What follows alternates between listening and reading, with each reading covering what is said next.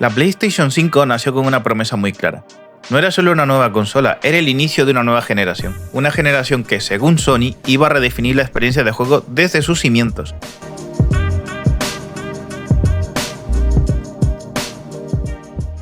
Tiempos de carga prácticamente inexistentes, mundos más grandes y complejos, y una inmersión nunca vista gracias a un nuevo mando. Durante meses, incluso años de su lanzamiento, el mensaje siempre fue el mismo. Esto no era una evolución, era un salto. Pero hoy, con la perspectiva que da el tiempo, la conversación ha cambiado. Muchos jugadores sienten que algo no ha terminado de encajar. ¿Que la generación avanza? Pues sí, pero sin romper nunca con el pasado. Y eso nos lleva a una pregunta incómoda, pero necesaria. ¿Ha sido la PlayStation 5 una evolución real o la generación más extraña que hemos vivido en estos tiempos? Para responder a esto no basta con mirar gráficos o cifras de ventas. Hay que entender el contexto, las expectativas y, sobre todo, ¿qué es lo que significa realmente una nueva generación?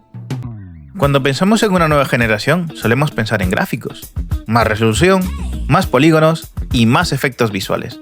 Pero la historia demuestra que una generación no solo se define por su potencia, se define por sensaciones. Por ese momento en el que enciendes una consola nueva y piensas: esto no podría haberse hecho antes.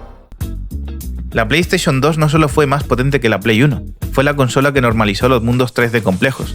La 3 no solo fue alta definición, fue el salto al juego online moderno y a las expectativas cinematográficas. La PlayStation 4 fue mejor en hardware, fue el auge del mundo abierto, de las narrativas largas, del videojuego como superproducción. Cada generación aportó algo. Y aquí es donde aparece el primer problema de la Play 5. Esa ruptura nunca ha sido evidente. Para entender a la Play 5 hay que entender a su predecesora.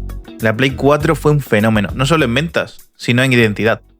TV, TV, watch TV, TV, TV, TV remote, TV experience, TV, TV, TV, TV, sports TV, TV, TV. Durante años, Sony construyó una imagen muy clara. Juegos de gran presupuesto, experiencias narrativas y personajes icónicos. La Play 4 no solo funcionó bien, funcionó demasiado bien. Y cuando una generación es tan sólida, el relevo se vuelve complicado. Porque el público no quiere simplemente más, quiere algo diferente, pero no sabe exactamente qué. La Play 5 heredó un éxito enorme, pero también una carga muy pesada. La obligación de superar algo que ya parecía completo. Antes de su lanzamiento, la Play 5 fue puro entusiasmo. Cada evento se analizaba el segundo. Cada palabra se convertía en titular y cada silencio generaba teorías. El SSD fue presentado casi como magia, no como una mejora técnica, sino como un cambio de paradigma. Se hablaba de mundos sin pasillos ocultos, de ascensores innecesarios, de limitaciones que por fin desaparecerían.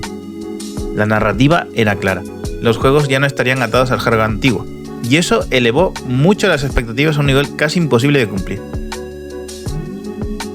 Y entonces llegó el lanzamiento, el año 2020. Los hospitales de Wuhan empiezan a recibir decenas de casos de un tipo de neumonía extraña para los médicos.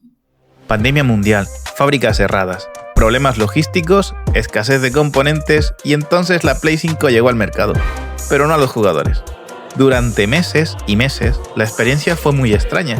Había análisis, comparativas y debates, pero muy pocas consolas estaban en una casa de una persona real. Esto tuvo un efecto devastador para algo fundamental, el momento generacional. Ese instante en el que millones de personas empiezan algo nuevo al mismo tiempo. Ese inicio compartido que define una época. Pues la Play 5 perdió eso. Y una generación que empieza sin jugadores, empieza coja. Durante mucho tiempo, la conversación sobre la Play 5 fue siempre la misma. ¿Cuándo van a llegar los juegos? ¿Cuándo hay stock? ¿Y cuándo empezará de verdad la nueva generación? La consola siempre vivió en el futuro, nunca en el presente. Y ese retraso no solo fue técnico o comercial, fue psicológico. Muchos jugadores pasaron 2 años viendo la Play 5 como algo lejano.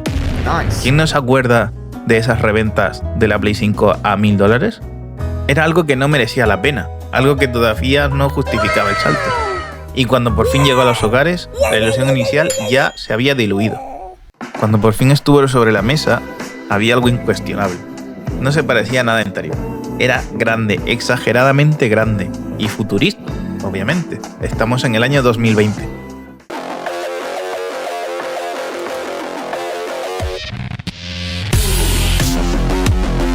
Sony no quería continuidad visual, quería ruptura.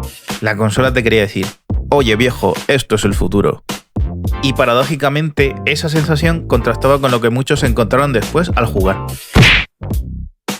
El SSD reduce tiempos de carga de forma real. Esto no es marketing, es una mejora tangible. Pero aquí aparece una verdad incómoda. La potencia por sí sola no crea una generación.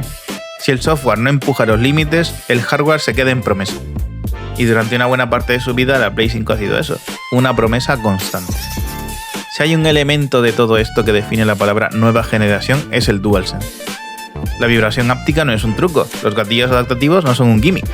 Cuando se usan bien, cambian la relación entre jugador y juego. El problema no es el mando, el problema es que muy pocos títulos lo han explotado de verdad. Y aquí surge la idea clave. La Play 5 demuestra en ciertos momentos lo que podría haber sido, pero rara vez lo mantiene en el tiempo. Si hay un lugar donde la consola demuestra quién es realmente, no es en su potencia, ni siquiera en su diseño, ni siquiera en su mando. Es en sus juegos. Porque al final, una generación no se recuerda por lo que podía ser, sino por lo que hizo. Y aquí es donde la Play 5 entra en un terreno bastante pantanoso. Durante los primeros años, la mayoría de sus lanzamientos importantes fueron también jugables en la anterior generación. Juegos diseñados con una base común, para Play 4 y para Play 5. Esto tiene solo un sentido comercial, pero tiene consecuencias creativas. Y aquí llegamos al punto clave. El problema de lo intergeneracional. Un juego intergeneracional no es malo por definición.